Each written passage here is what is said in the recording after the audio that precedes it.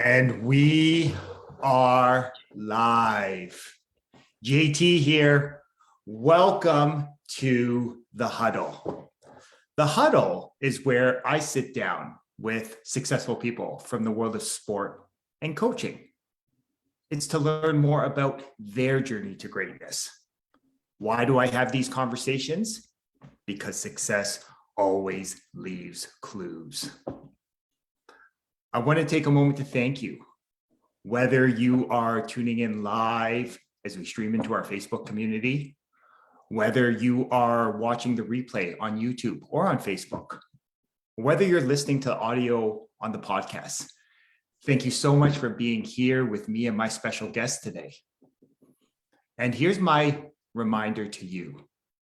The mind is like a parachute. It works best when it's wide open. So my challenge to you is to go all in on this conversation, to remove any distractions and get laser focused on this conversation. And my guarantee to you is you will not only help you get a valuable nugget of wisdom that will help you succeed in sport, but more importantly, in the game of life. I've been looking forward to my conversation with my special guest today. We met a few months back at a Football Ontario ID camp, and we've just stayed connected. And again, the football world here in Ontario it's a big, right? Ontario is big, but it's really a small community. It's a tight community. And yeah, I've really enjoyed getting to see what he's in the process of helping to grow, and just love how he's bringing some different ideas into how to help and truly serve others. My guest in the huddle today is the owner of Kawartha Football. He's also currently coaching at MacMaster University in terms of quality control on the defensive side of things. My guest in the huddle today is Coach Sidney Parkes. How are you today, Coach? I'm good, Coach JC. How are you? Great, brother. Great. Enthused for our conversation. So before we get started, one of my daily practices is I always remind myself to count my blessings. And it's something that, as I've reminded myself, it's a daily practice. Some days I do it better than others, but it's always important just to set that intention. And I'm a firm believer that the biggest blessing you can give anyone is your time and energy. So I just want to thank you again for blessing us with your time and energy and being here with me in our community today. No, and I want to thank you for this opportunity. I think with so much activity happening in the world of football in Ontario, there needs to be leaders like you that are helping people stay updated on the current evolutions, the current up to dates on football in this province. So no, thank you again for having me on the show. I'm very excited. Okay. The first thing I always like to do, one of the things I always like to remind people, and again, myself included, is that life is a game and games are supposed to be fun. So I'm curious, what is a fun fact? I had a coaching colleague that once said, we all have our quirks. We all have these things that make us different and unique. So I'm curious, what's a fun fact about you that maybe a lot of people don't know about, but you would be open to sharing with our community? Yeah. So when I try to take a step back from football with combination being at Mac and with Kawartha Football, I in my off time, I actually just got back into painting. So I've been doing some pieces here or there. And I try to keep up 2 times a week just because it's a good escape. I'll turn off the phone, all electronics. I'll actually try to do it in the backyard where there's sun. And yeah, most of the pieces I actually don't end up keeping. I actually ask some friends or even some colleagues hey, what's a picture you like, or where are you from? And I'm actually working a piece right now for a coach here at Mac, and yeah, it's a good escape. And it also reminds me of just patience. Like, good things come to those who wait, and with all the work that I put into it. Something good is bound to come out of it, right? So it's a good escape. Earlier in the year and heavy in COVID, I did escape a lot in reading. And then with again the great weather, just I like getting outdoors. A lot of areas where I can reflect on myself, reflect on work, but also sort of who I want to become in life.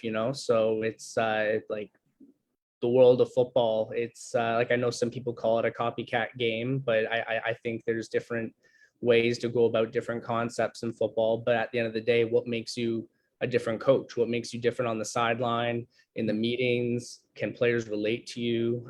So I try to definitely take a step back and build on my own life so I can become more relative to others in conversation. And definitely right now, and as of recently, definitely painting. So yeah, that's a fun fact. Yeah, no, I love that. And I love that you're flexing that creative muscle, right? And I feel the same way. I find in the last few years as I've embraced my creativity, right? And mine's through writing. I love to write, love to create. It's amazing how it does teach you patience, right? Patience with self, most importantly. So I'm curious from you, the creative piece, what is it about being in that creative mode that you really love? Like, I know you mentioned patience, but what is it like when you're immersed in the flow of creating and painting? What is it that, I don't know, what is it that you really love about that? So I really noticed this in my last piece because it was bigger. But I like to see what kind of mistakes I make. I really like to see where do I feel like I went wrong, because again, like, no one's around, it's just you. What do you think is like a good or bad painting? What do you think is right or wrong? And so when I feel like I made a mistake here, and with the beauty of painting, you can just paint over it, or you can mix it in, or just you can do your thing. But no, I like to see what kind of mistakes I make, and are they common, and can I try to correct them so then they're now uncommon? And then with that, what are my new mistakes? Because I feel like you can never escape mistakes and try to enter into a perfect world, especially in something like painting or writing. So I feel like there's always a drive to be better, and I feel like that's very relevant to any aggressive career takes, such as coaching, such as so I do feel like finding my own mistakes, it's just as rewarding as it is seeing the end results. So yeah, I do. It's weird to say, but I do enjoy finding those mistakes, and then yeah, just trying to move forward from there. I love it. And it's interesting. What I heard from you again is that ability to embrace imperfection. And as a high level athlete and coach, many of us thrive like in the doing, right? Like it's rarely a question of, hey, getting up and getting after, right? Like the energy, the enthusiasm, the passion, that's easy, right? That's why we've played and coached at a high level. But like you said, it's learning to harness that, to embrace that this journey of life, this journey to greatness is going to be filled with ebbs and flows. And part of it is just like you said, being able to observe when maybe things don't go as planned, just going, oh, okay, how could I course correct, even 1 degree, so you can create a different result. So I love it. Thanks. Yeah, no, it's a good time for sure. I definitely try to look up videos too as to okay, how do other people do this? So yeah. Because again, for sure, nothing I'm doing is original. I'm just trying to do it in my own little way. So yeah. I love it. Okay. And so I'm curious, again, you've played at a high level, right? You've coached at a high level, and you've grown up in the world of football, right? Like that is also a high level coach. So I'm curious, what has been, would you say, the biggest takeaway you've gotten from sport that you still find yourself applying that lesson to your life today? Um, I thought about this actually a couple months ago about like what made me stick with football throughout this whole time. Like I know there were parts in high school where I was asking myself, am I going to stick with football? And then I asked myself, university, am I going to stick with football? And then I asked myself, like, just as of recently, like, am I going to stick with football? And it's always a yes, and it's always like with football, with any competitive team sport, I feel you're always going to find pieces of adversity that you do not want to be the ending of your passionate career. And even when you find perfection, which again is so rare in this industry, because again, everyone's searching for it. If you have a taste of perfection, you don't want to leave it either. So it's almost this big circle of, I don't want to leave on a low and I don't want to leave on a high. And at the end of the day, you just come to terms of, you know what? I love this. It's not a matter of I like this. It's not an extracurricular anymore. And I now want to move forward in a way, in a drive where it's now a lifestyle. It's now I can wake up a proud member of the football community and I can go to sleep the same. And between that, I can be productive. So what kept me in it were all the times where I felt I felt defeated. I felt at a low, because those were times where I know I look back and I go, man, I rose from those occasions, and I know those times are going to come again. So I need to understand right now that in my world of football, I'm in a very privileged situation, and I need to do what I can to stay productive, stay in a position where I can offer people assistance while I learn. And then one day, where it's never planned, but one day when you're at a low, one day when you are defeated, whether it's in a game, whether it's in recruiting, whether it's in operations, you understand it's not your end. You've been in these positions before, and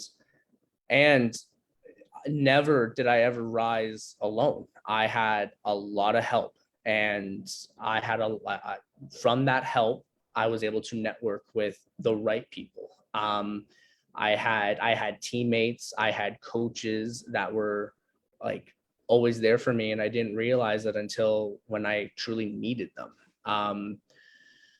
So yeah, the ability to network, the ability to overcome difficult obstacles, and just to actually see that progression from memory alone, it's definitely a drive for someone like myself to stay in the game, understand that it's more than an extracurricular, it's a love, it's a passion, and I really embrace that now. And I'm just trying to show that to other people, younger audiences, and let the current players of our football world know that there is life after playing. Like, there is football forever. So yeah, that all of that has definitely been a reoccurring, I guess, occasion that has driven me to stay in the game for sure. I love what you share. And what I really heard from you, I heard a number of great things that I feel we could dissect them, and we could probably just talk about that for like an hour. I love the idea of what you talked about, the power of like reframing, right? The power of using your memory as a blessing as opposed to a barrier. And what I mean by that is it's so easy. And I often give people the analogy of you're driving in a car. It's so easy to get fixated, to dwell in your rearview mirror of life and just look at all the past mistakes, all the past missed opportunities and such and such and such, and just dwell. But if you just steer in the rearview mirror, eventually you're going to get in a car crash. But I love how you said, okay, let's reframe. I've been here before. Yeah, I'm going to take a quick glance at my rearview. Okay. What did I learn? Okay, yeah, maybe I would have made a different decision, but what could I do different moving forward, right, to create a new result? So I love that you've just, that ability to remind yourself, I've been here, I've faced challenges, obstacles, adversity in the past, I've overcome them. So I love that. The second thing, which has really been evident the more we've talked, is you are someone who's very coachable. Like you are someone who's very growth oriented, which again, and I'm a firm believer that the best coaches, like if we want coachable athletes, we first need to be coachable ourselves. Correct. Yeah. So I'm curious from your perspective. I believe that, again, success always leaves clues, right? It's not about studying what successful people do, it's how they think. I believe just in the time I've known you, you would have been successful in anything you've done because you got those intangible, you got those characteristics. So I'm curious, what inspired you to start and grow Kawartha Football, right?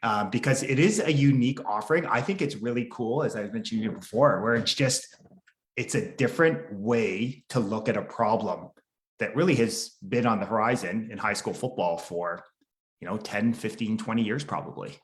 So yeah, I'm curious, what inspired the genesis of Kawartha Football? Right. So again, it's like me personally, back in 2019, I had a training program called the 705 Training Series, and that was my first time ever running my own program. And it was in the Peterborough area. Myself and the staff I brought in, which were just U Sport players, and like we enjoyed it. We had 29 kids for that training program, and then instantly after, because that was in the spring of 2019, we started asking ourselves, how can we be better for 2020? And so we got to work once March 13th came around of 2020. That's when everything shut down. I will never forget that day because I was stuck in Waterloo, and I had family calling me, "Where are you?" I'm like, "I'm on the road. Everything okay?" And then obviously a few weeks go by, and then we realized, okay, we're going to be in this for a while. So there was no training. There was no summer season for Ontario. It was just a totally different feeling. As we got deeper into the summer, a lot of teenagers, specifically that age demographic, they didn't know what to do. They, especially with the new rules coming out at that summer, where you could have up to 10 people on a field, or you can split up into two and have 10 people on one side, 10 on the other. So I had one particular athlete that came up to me and was like, "Hey Sid, I'm just wanting to get better." And I'm like, "Yeah, you know what? Let's go throw around. We can do some drills that I learned at university." And I just made it about him because he was obviously dealing with COVID a lot harder than I was. And so I'm like, okay, we're going to be here for you. And then from there he started telling his friends, and then I'd say up until the end of August 2020, we had about 50 athletes that we were just training, coaching, and then at the end of Good. Did I lose you? We did, but we're good. We're good. Oh. Keep rolling, brother. I thought so. I'm like, you are holding that position really well. I'm like, is he okay? So, okay. I was a little distracted there. I'm like, good for you, JT. I cannot stay that still. No, what is it? We go until the end of October in 2020. And then people are asking, what's next with us? What's next with us? Because at that point, we just titled ourselves as Kawartha Football because we ran a sevens league in the fall of 2020. And then people wanted to know more on us about, are we going to do winter training? Are we going to form a summer team? Are we going to do fall football for little ones? And so we started doing anything we could do, we will do. That was our model at the time because we didn't know what we were going to turn out to be. So I started asking as many volunteers and helpers and coaches in the community as possible, just to be like, hey, this is what we're trying to do. We're trying to keep up with what people want. And so we thought we were going to be primarily a summer rep team. And then things changed. We thought we were going to be primarily fall at the varsity level through rep. And then high school came back. And then we're like, okay, we'll put a pause on that. We were still trying to discover ourselves. But really between 2020 and I would honestly say up until this year in January, we were just trying to find the right people to take on the right roles. And a big help has been Joseph Jonkis. He you know Joe actually from Timo, and he's our head coach for the academy. But he does like pretty much everything. He is awesome, like operations, connecting with families, just to let them know like this is what we do, this is who we are. Because again, those high schools that we try to connect with, those kids don't know anything about football because their high school doesn't have it. Pretty much all the high schools in the Kawartha Lakes area, like Lindsay, Weldon, St. Thomas Aquinas, they don't have football. And so that's a whole school board that just do not have football. So we were trying to connect up with them. But again, like once we got up to about February of this year, trying to discover who we are, what our organization is, we really found out, okay, there is a popularity in football in our area, but within an hour radius of Peterborough, 29 high schools do not have football. And when you break down like 29 high schools, 30 athletes, like you get into like in the hundreds like of athletes that are just losing the opportunity of trying out the great sport. So talking to Joseph Jonkis, talking to Tevin Springer, who's our director of coaching and defensive coordinator for the academy as well. We were pretty much saying to ourselves, this academy program is designed for kids that go to schools that do not have football. And so the hard part wasn't the recruiting, because we just let the kids know and they either say yes or no. That's it. It was very much like daylight. That's the answer. No gray area. The hardest part for developing the academy was setting up a schedule, because we are considered an exhibition team. So again, like this was the stressor, but we go back to like understanding that we are very privileged in the understanding that we have connections, we know people that are willing to help us. And so we connected with Dave Buchanan from Ann Meyer from Niagara, and now we're playing them September 9th. Heath Weir from Huron Heights, we're currently playing them twice. Bill Crothers, we're playing them twice. Paul Dwyer and Holy Trinity. And then we have one local high school in our Kawartha area, Fenland Falls. So again, we're playing them. And then, so yeah, our academy, it is a lot went into it. A lot of sacrifice, a lot of hours, like, you know, just spent on the laptop away from everything else. But yeah, we pretty much do as much as we can.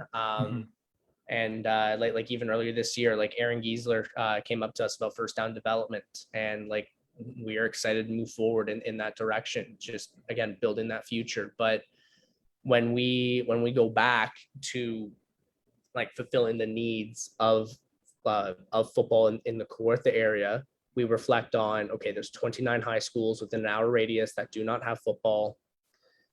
And on top of it, over the last 10 years, high school football, not just in the Peterborough Kawartha area, but in Ontario, it has been struggling. It's been an ongoing issue, not a reoccurring one. And so how can we, just looking at Kawartha area in general, how can we not just fulfill the needs now, but how can we be ahead of the needs in the future? How can we be ahead of the evolution of where the game is going and the role that high schools have in it moving forward? And so when we reference a model called Porter's 5 Forces, it's just an analytical model. It's a lot like the SWOT analysis with strengths, weaknesses, opportunities, and threats. But instead of there being 4, there's 5. And that 5th one is labeled as competitive rivalry. That's the 5th one. And that competitive rivalry can be interpreted in many different ways. So just as a reference, the competitive rivalry can be like Pepsi and Coca-Cola. it's two different like organizations competing.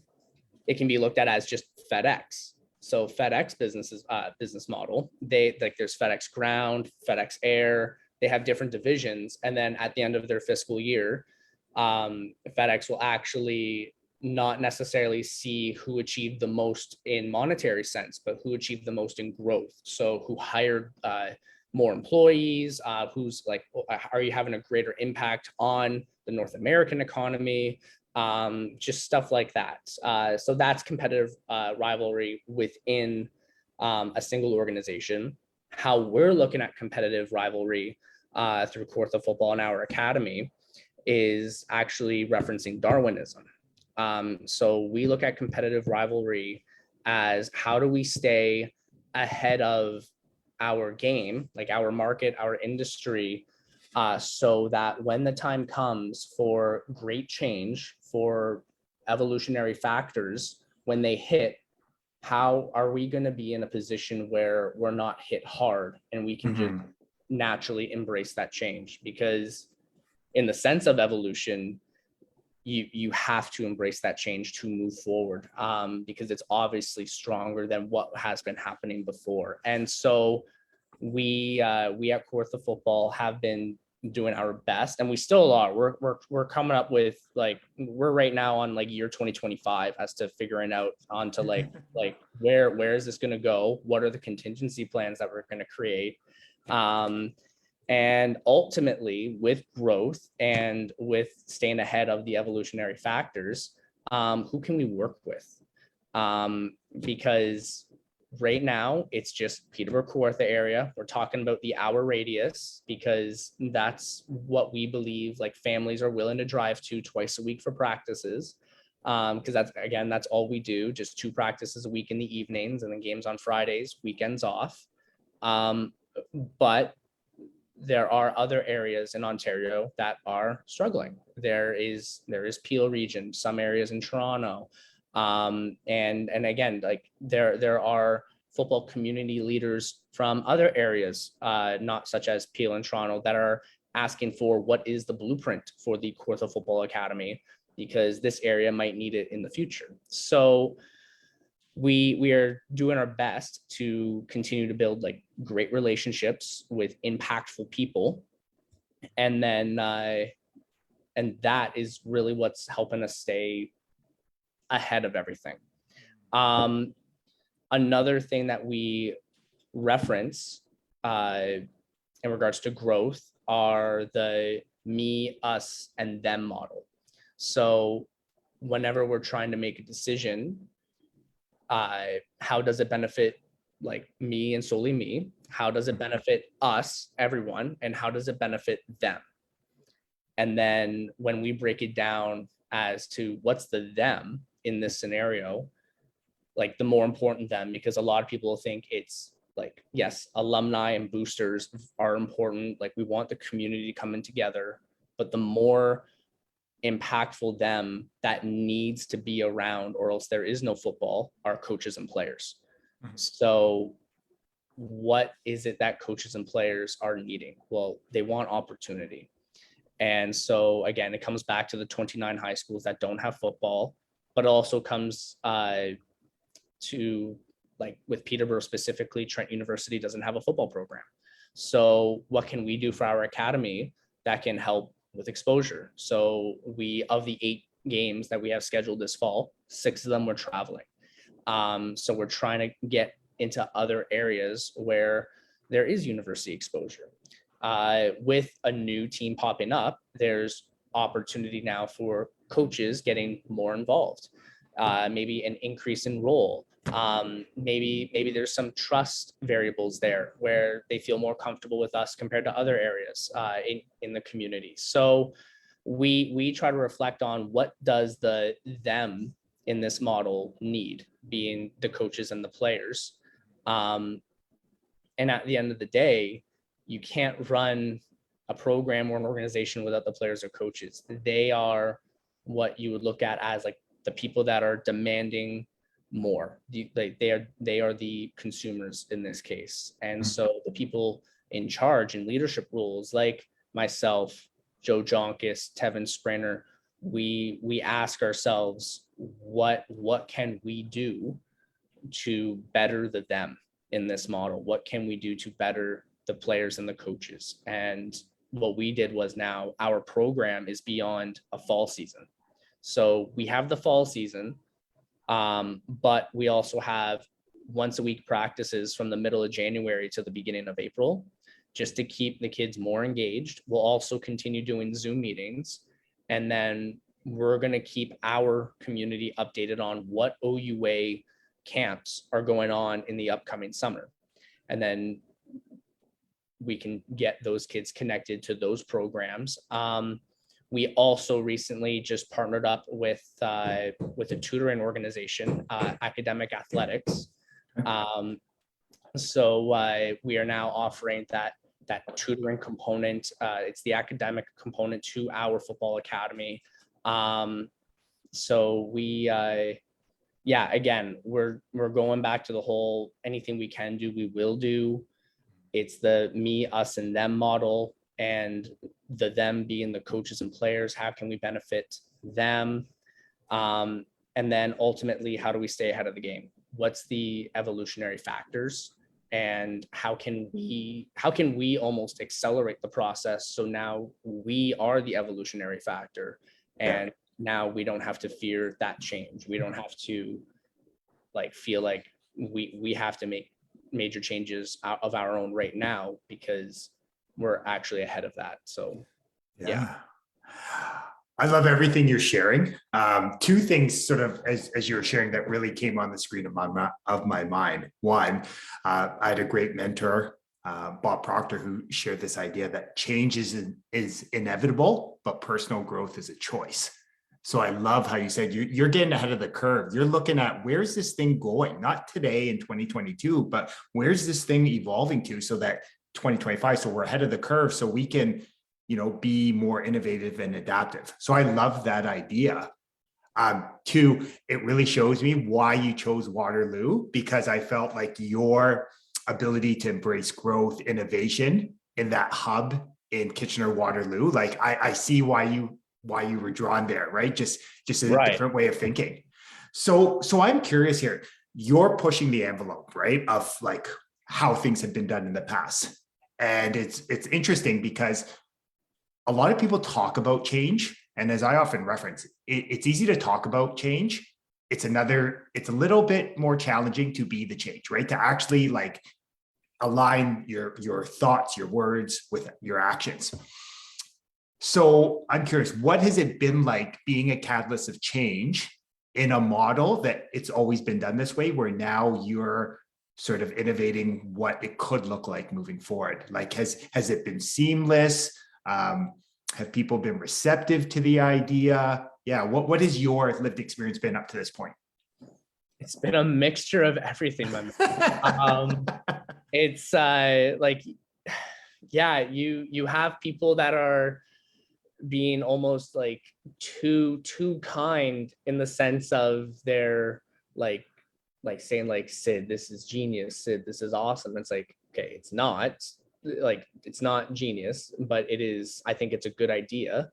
And then you have other people saying that this is going to destroy everything that high school football has built, but it's not.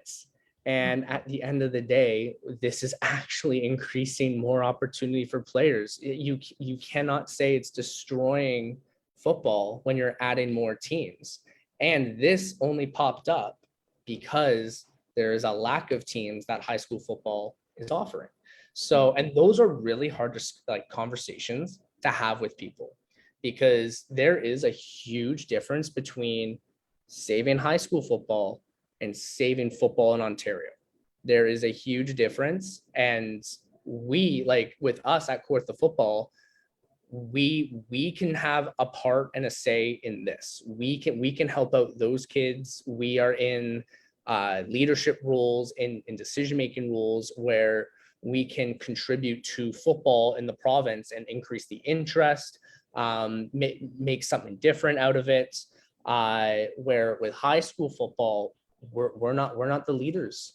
in that entity. There are school boards, there are athletic directors, there are budgets, and then there are also rules in regards to boosters and donations, where when you are a private organization or a rep club and people want to donate, you have the ability to control where that funding is allocated, and it can be allocated to an account where it's solely for kids that have a hard time affording the sport. So now you're creating your own sort of municipal jumpstart program for your kids, or it goes to Huddle, so you can like offer your kids film opportunities. It can be for coaching stipend, because again, like our coaches put in so much time for these kids. Like I need to make sure that the coaches' health and wellness are there so they can keep providing for the kids. Whereas for high schools, and I know I'm not speaking for all schools, but I think I can confidently say most schools, where if you want to donate money to a school for like through athletics, the funding has to be distributed quote unquote accordingly. So where I know some people have said like there are individual sports that will get equal funding to team sports.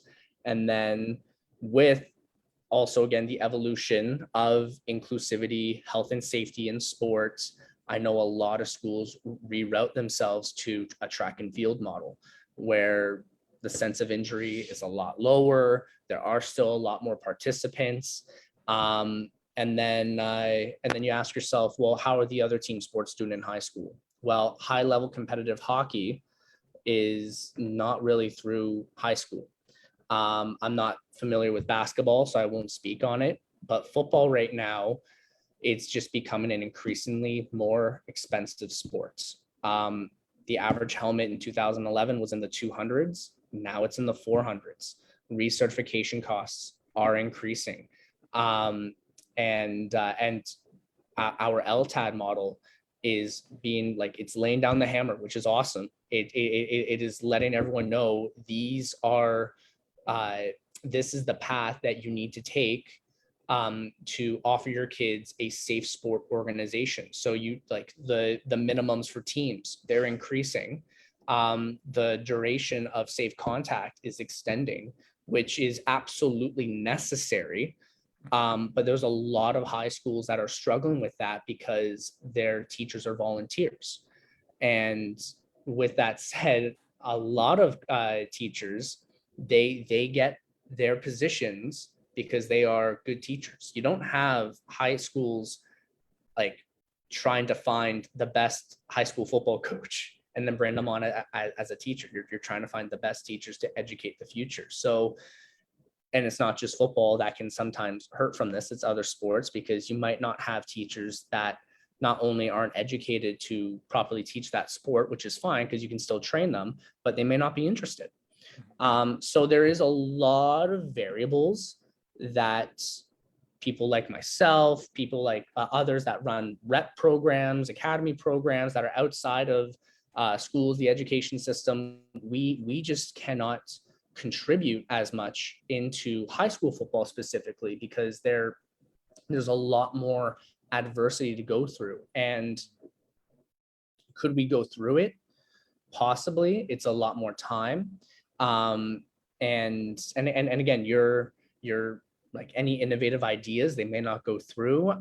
So a route that we forecasted and we believe is going to move forward, any area in Ontario that is having a hard time providing efficient, effective high school football, there's going to slowly be these extracurricular football opportunities for kids to go to, practices in the evenings, games once a week, during the week, again at night, weekends off.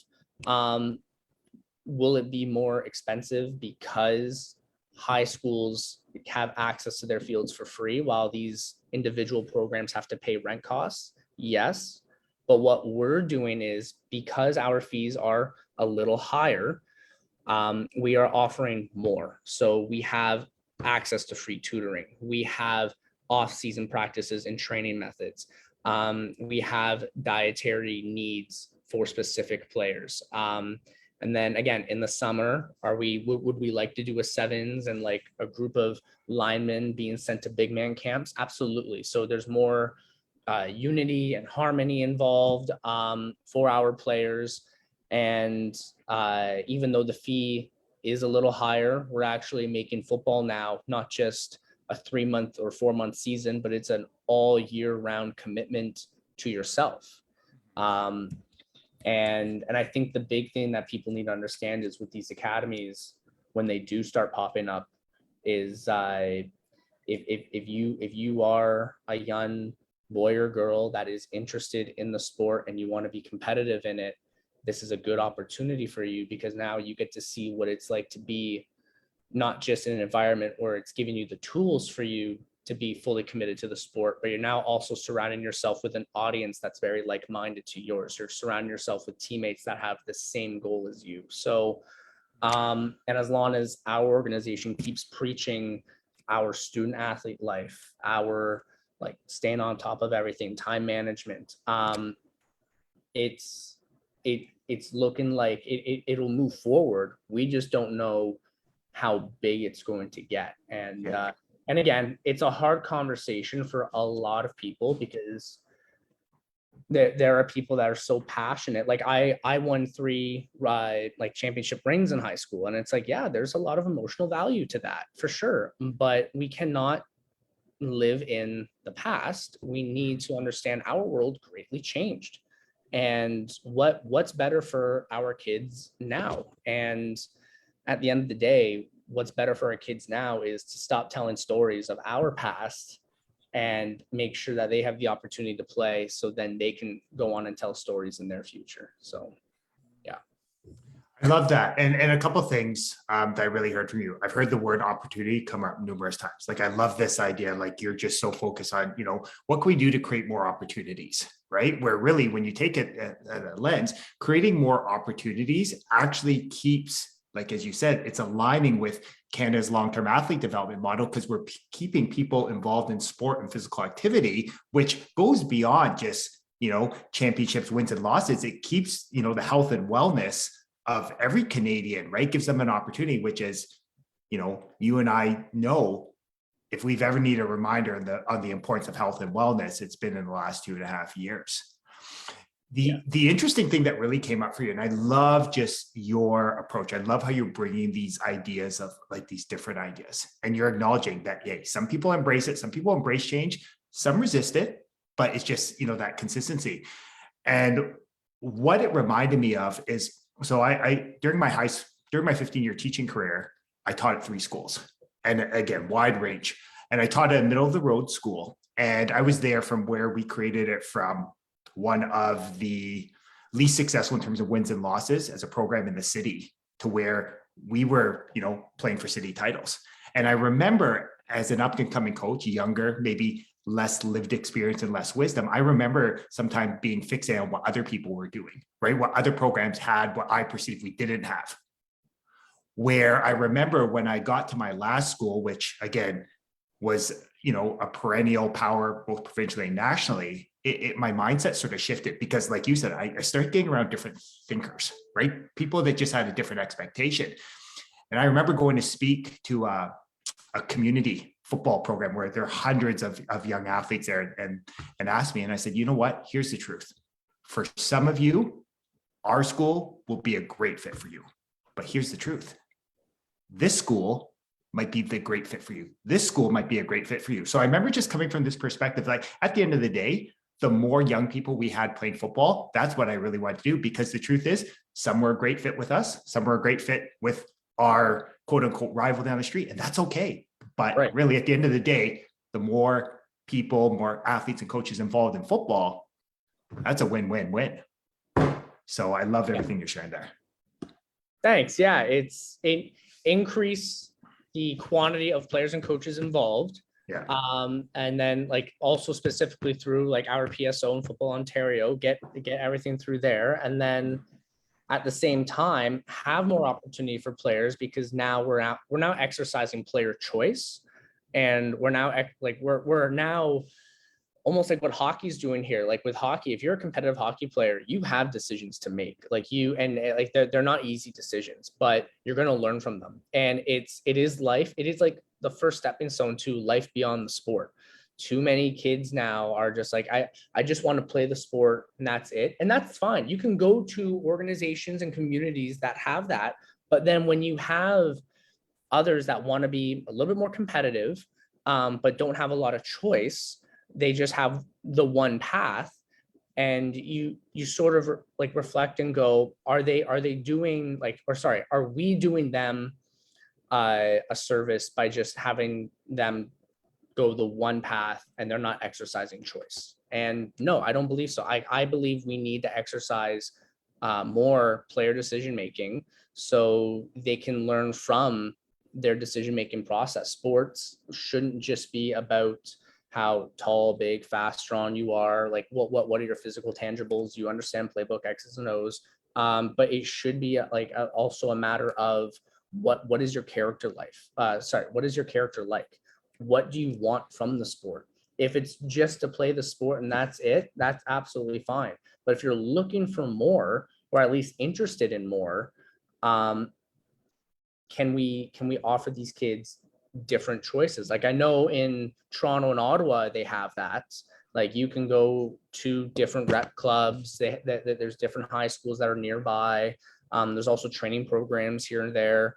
But in other areas, especially in Peterborough, where there isn't really specific training programs, at least there weren't before. And there's like only the one club. There's only like a handful of schools that have the football programs. And nowadays, junior and senior programs are practicing together with just the two coaches. So your one-on-one time with your coach isn't there either. So like, if we can increase the likeliness of player choice, I think we're now developing young men and women and not just developing young athletes. Yeah.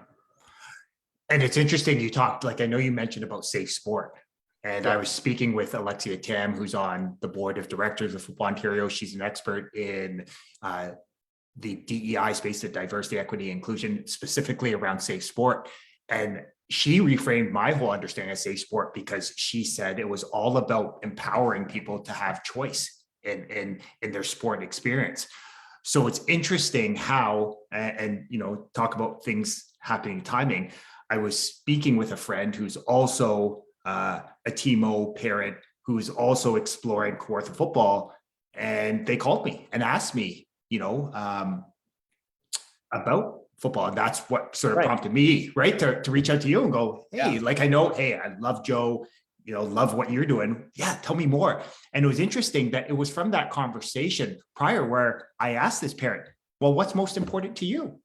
You know, what is it? Is it the school piece? And it was funny from that conversation, what piqued his interest more about Kawartha was the fact that it did check the boxes of what their family valued at this time. So it was interesting because he was able to choose what was important to their family, and they saw that, oh, this could be a great fit. So yeah, it's just interesting how when we give people the autonomy of choice to empower them to make decisions that are best suited for them, it's funny how it just, I don't know. I agree. So long story short, I agree with the whole thing of empowering people with choice.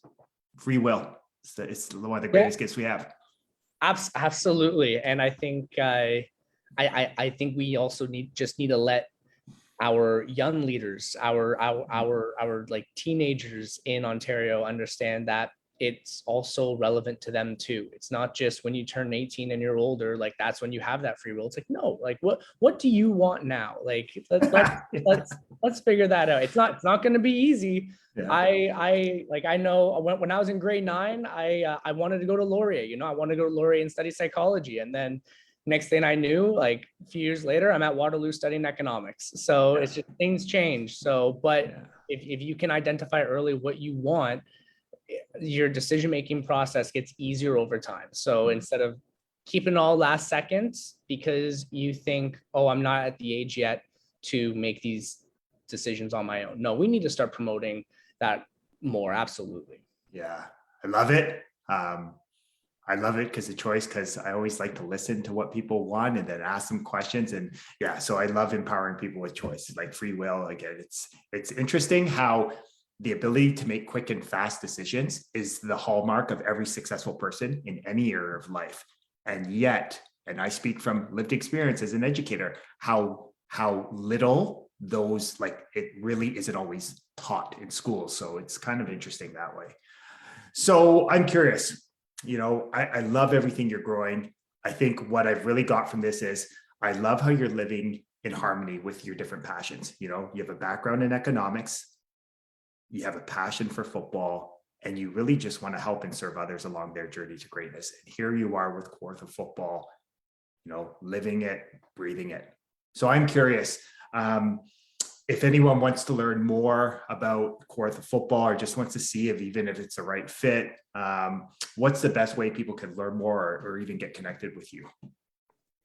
Yeah, so we actually have like a few outlets where people can sort of like gather information. So we are very active on our social media on Instagram and Facebook, which is just Kawartha Football, and then our website kawarthafootball.com. And we're really just trying to make everything simple, like more user friendly, because we realized just recently that we're going to be dealing with a lot of people that are new to the sport and might be new to like more high performance standard like sporting organizations and programming. So we don't want to overwhelm people with the amount that we're doing. We just sort of tell people like find your age group, read about what we offer at that age group, and be transparent too, because like if families like see the fee and they feel like it's a little high, we do offer assistance. We just want to get more kids. There should be no reason for us to not